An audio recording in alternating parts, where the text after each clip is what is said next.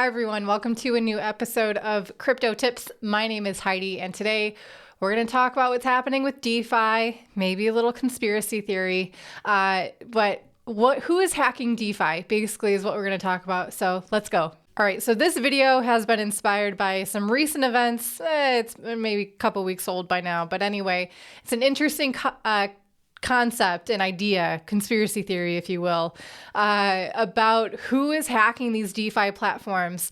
This one came to light a couple weeks ago when Cream Finance, which is a DeFi platform that has been bought by Yearn Finance, and the guy behind Yearn Finance, his name is Andre Cronje, pretty vocal guy, kind of polarizing character in this cryptocurrency space.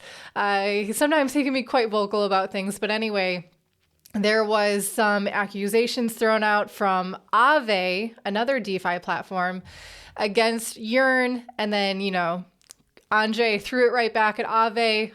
Basically accusations of bugs in their code, a lack of initiative, a lack of action from them to address these bugs, and it got a little dirty. So anyway, there's a great article on rect.news. I will include it in today's video description so you guys can go ahead and read along. Basically, it's a post-mortem of what happened with Cream Finance, how much money was lost, how the hacker was able to take these funds, what they were doing with those funds, and then towards the end there, they do kind of hint a little bit about who is most likely to be benefiting the most from these hacks, which is a really interesting twist on this old story now of hacks on DeFi. For those of you who don't know, basically the amount of money that's been lost in crypto, I don't think it's like this number isn't just for DeFi. It's basically money that's been lost in crypto since 2016 due to things like exit scams, rug pulls, just abandoned projects or bugs in the code. We're looking at a number of $1.8 billion since 2016 being lost. That's a big number. You know what's a bigger number? The total value locked in all DeFi platforms now in crypto. You know what that number is? It's $240 billion. That's how much money is locked up in all DeFi platforms, all Ethereum, Solana-based, Binance chain-based DeFi platforms, all of them, $240 billion. Granted, most of that is coming from the Ethereum ecosystem. $111 billion are locked up on Ethereum-based DeFi platforms. Some of the top DeFi platforms on Ethereum are Maker, Curve, Compound, Instadap, and Aave, of course. Those range from like 19 billion down to 11 billion. And then Yearn Finance has a total value locked of 6.2 billion. PancakeSwap has 6 billion locked up, and Radium has 2 billion locked up. So you got to compare those numbers of just the amount of money that's involved in the Ethereum DeFi ecosystem compared to these Ethereum killers or competitors, that is things like Binance Chain or Solana with PancakeSwap and Radium. It's just a fraction of what's happening on Ethereum. So maybe that means there's much more room to grow in those other platforms. Maybe it means it's got some stiff competition in what's already being built on Ethereum. Regardless, that's how much money is being locked up in these DeFi platforms. That's a lot of pressure, a lot of money on the line, a lot of reputation on the line for these. So basically, it's an incentive for not only just the plain old hackers, the plain old black hat hackers, which are the type of hackers that are doing things maliciously to keep that money. They're just trying to steal whatever they can, however they can. That's a black hat hacker. The amount of money that's locked up in these DeFi platforms, that's enough to incentivize them. But then if you put on another layer of thinking that, of course, the developers of these different DeFi platforms, they know the code if they're good developers, if they're not just copy and pasting. I'm sure there's an added incentive there for them to go ahead and hack what they can from another platform. Maybe they found a bug in their own code and they haven't announced it yet, and they know that this other platform runs on very similar code, and Maybe they found it in there and they're going to siphon some off. Maybe they're going to take advantage of these different pricing mechanisms, these different oracles that these platforms are using to determine the prices of coins. They could drain one liquidity pool to affect the price and do some really crazy things with draining coins from people who have their coins locked up, the TVL, total locked value, in those DeFi platforms.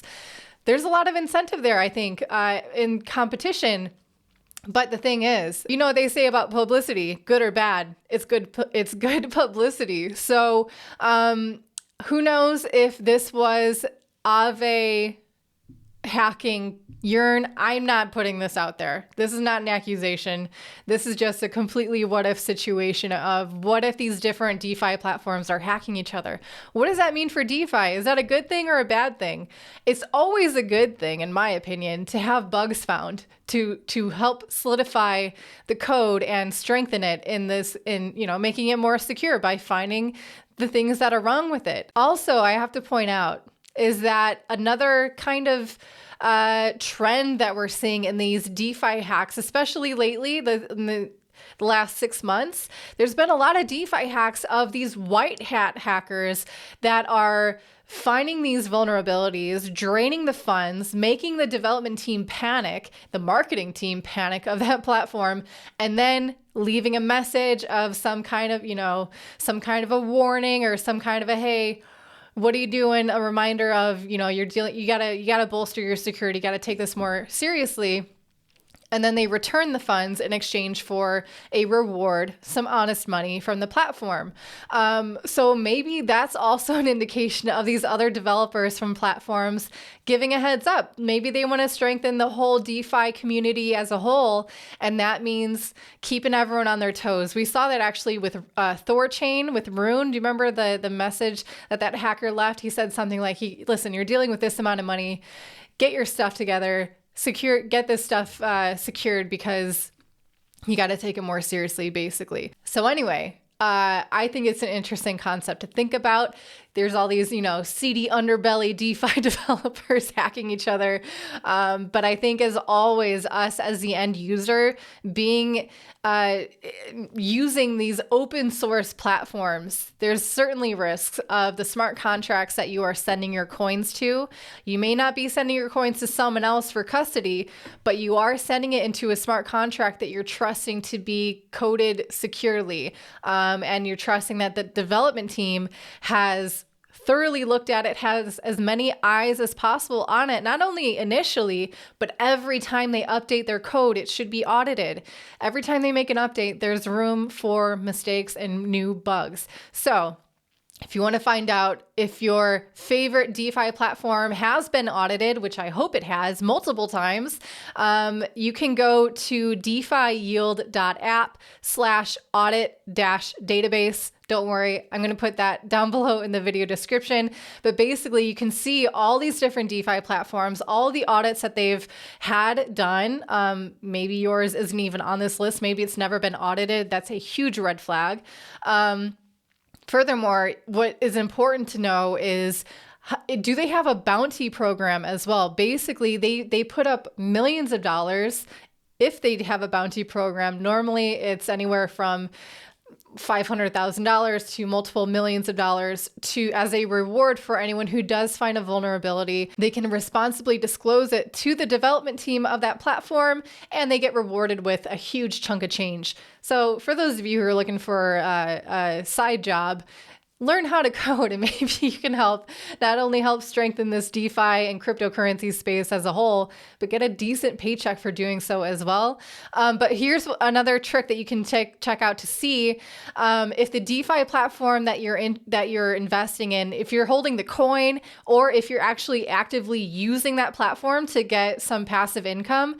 Take a look at how much, if they have a bounty program, number one. Number two, how much money they have allocated towards that bounty program. That's going to show you their intentions for long-term security of their platform.